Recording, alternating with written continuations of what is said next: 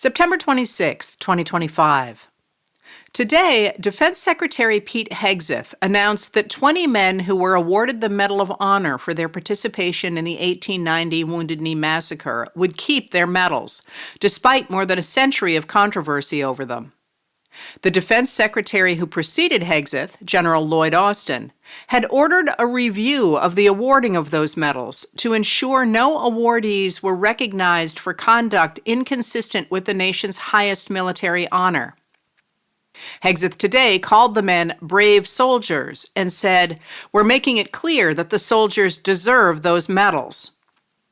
It's fitting that Hegseth, a political appointee whose tenure has been marked by incompetence, would defend the awarding of those particular medals of honor, because they were awarded to cover up the incompetence of political appointees that led to the deaths of at least 230 peaceful Lakotas, as well as about 25 soldiers who were caught in their own crossfire. The road to Wounded Knee started in 1884, when voters, angry that the Republicans had sold out to big business, elected Democrat Grover Cleveland to the presidency. The first Democrat to occupy the White House since before the Civil War, he promised to lower the tariffs that squeezed ordinary Americans in order to protect big business.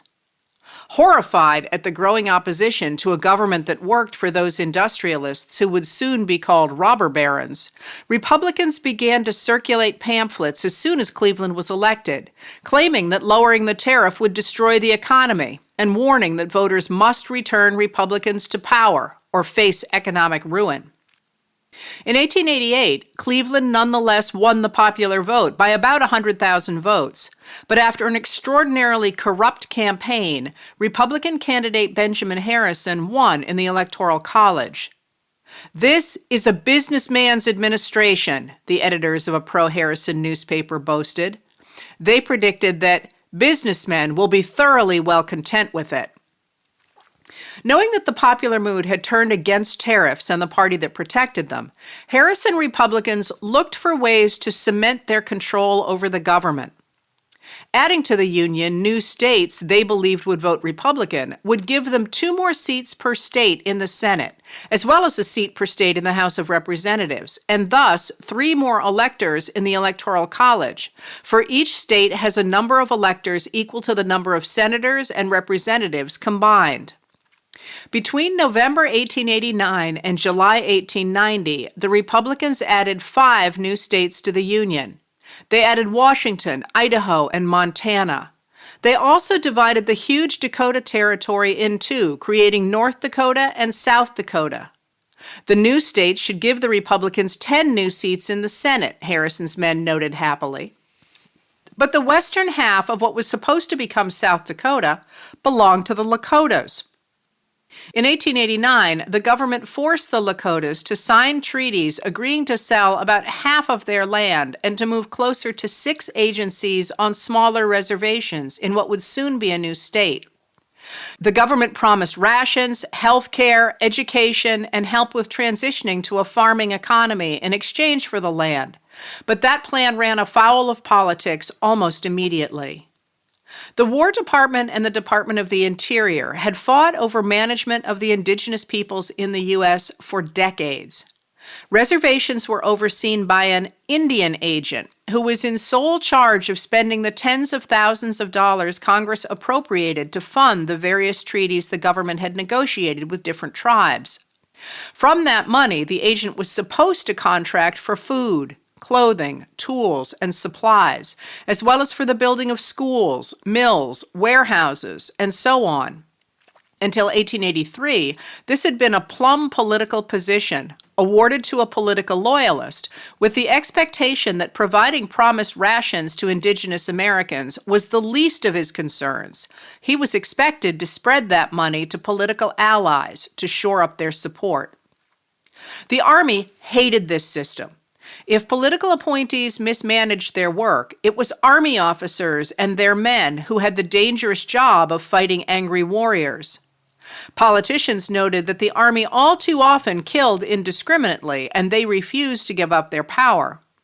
But military men resented that political mistakes could cost soldiers their lives. In 1883, after a disappointed office seeker assassinated President James A. Garfield, Congress had passed the Civil Service Act that was supposed to do away with awarding government jobs based on political patronage. Cleveland had taken that charge seriously and had installed agents instructed to fulfill their job description.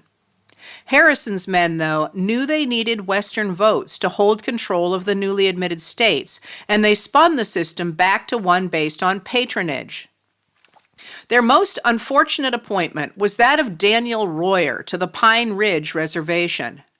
Royer was a staunch Republican, but he was also a failed medical man with a budding drug addiction and little knowledge of Lakotas. After he arrived in October 1890, the Lakotas named him Young Man Afraid of Indians. Since being corralled on the 6 smaller reservations the previous year, the Lakotas had endured a deadly influenza epidemic that swept the U.S. and much of Europe and killed a number of Lakotas who were already weak from respiratory viruses. Then, hot winds in summer 1890 had burned dry first the Lakotas' vegetable gardens, then their crops, and finally the native hay. Settlers suffering in the same drought abandoned their new homesteads and went back east. Hungry and desolate, Lakotas had to stay. Then a new census count came in lower than expected, and government officials cut their rations. Destitute and in real danger of starvation, some Lakotas turned to a new religious movement, the ghost dance, that promised to bring back the world of game and plenty that had been theirs before the coming of Easterners. The ghost dancers never hurt their non-indigenous neighbors or threatened their property, and few settlers paid them much attention. But Royer interpreted the religious enthusiasm as a sign of an approaching war. Less than a week after arriving at Pine Ridge, Royer warned his superiors in the Interior Department in Washington, D.C., that he might need troops to keep order. General Nelson Miles of the U.S. Army, who commanded the division of the Missouri that included Pine Ridge, went to the reservation, where the Lakotas explained their crushing circumstances and suggested that neither Royer nor his predecessor had been much help. Miles brushed off Royer's panic and told the Lakotas they could dance as they wished. When Royer told the Lakotas the next day that they must stop participating in the ghost dance, they laughed at him.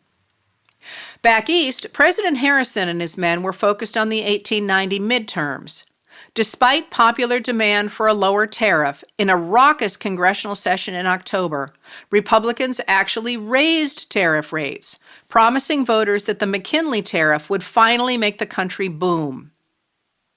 A month later, angry voters took away the Republicans' slim majority in the House and handed the Democrats a majority of more than 2-1. Republicans hung on to power only through their lock on the Senate. There, the admission of the new states made up for losses elsewhere, and the Republicans had 4 more senators than their opponents did. But of those 4, 3 had voted against the McKinley tariff. So the survival of the tariff hung on just one vote, that of a senator from South Dakota. In the 19th century, senators were chosen by the state legislature, and it looked at first as if the Republicans had won South Dakota's. But then news broke that ballot boxes had been tampered with. Suddenly, the legislature was in play for all parties. Whoever won would control South Dakota's Senate seat and the fate of the McKinley tariff. The ghost dance had continued to spread across the South Dakota reservations, and Royer was growing increasingly frightened. Some of the other agents were also agitated, sending back to their superiors letters full of exaggerated rumors. But Miles, an officer stationed at the forts in South Dakota, all of whom had first-hand experience with the Lakotas, denied that the Lakotas were planning a war. Instead, the officers blamed the Lakotas' anger on the mismanagement of food and supplies by the political appointees at the Interior Department. As soon as the agents addressed the Lakotas' very real suffering, they said, the ghost dance movement would fade. But with control of the South Dakota legislature hanging in the balance, Harrison was leaning towards sending in troops. Settlers liked the military, which brought contracts and government money into the chronically poor West. On November 20th, 1890, troops marched into Pine Ridge. Alarmed, ghost dancers rushed to the Badlands where they could defend themselves. For the next month, Army officers worked to bring the ghost dancers in the Badlands back to Pine Ridge. Then, on December 15th, just as it seemed they had convinced them to return, a police officer murdered the famous leader Sitting Bull at Standing Rock Reservation on the northern edge of the state, and his panicked kinfolk fled south to Pine Ridge to take shelter with the renowned negotiator, Red Cloud. Army officers were afraid the band would take the news of Sitting Bull's death to the Lakotas in the Badlands, derailing the negotiations, and set out to intercept them.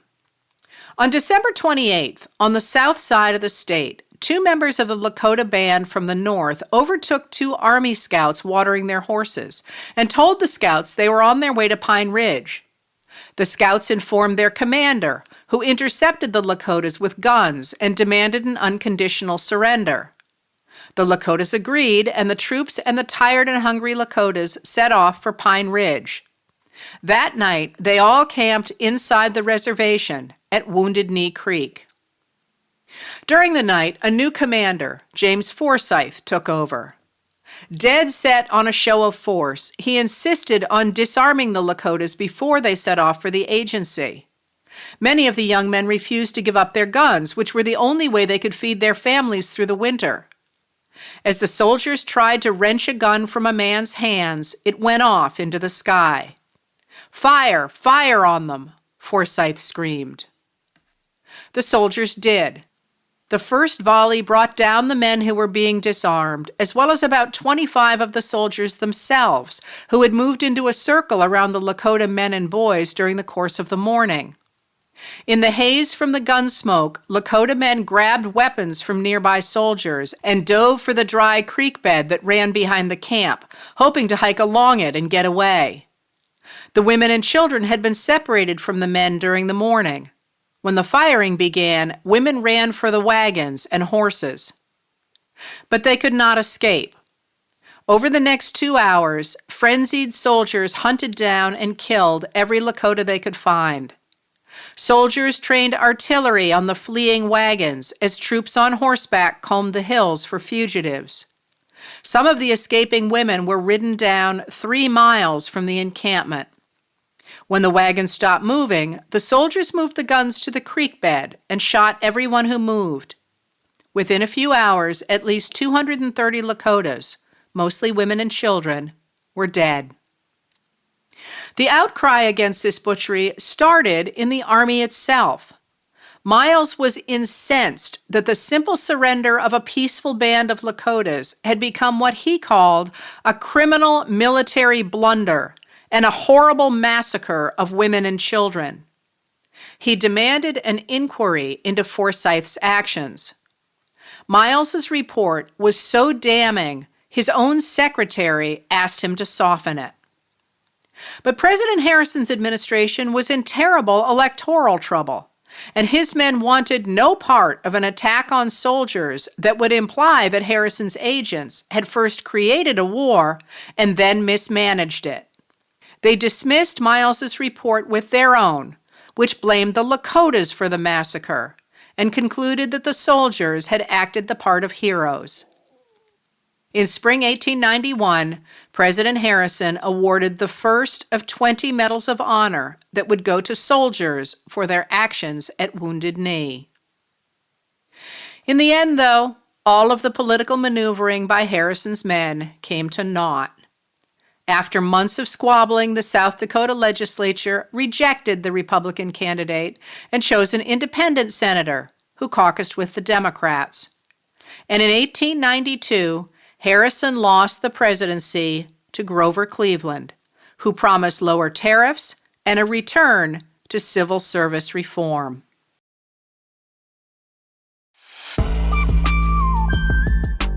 Letters from an American was written and read by Heather Cox Richardson. It was produced at Soundscape Productions, Dedham, Massachusetts. Recorded with music composed by Michael Moss.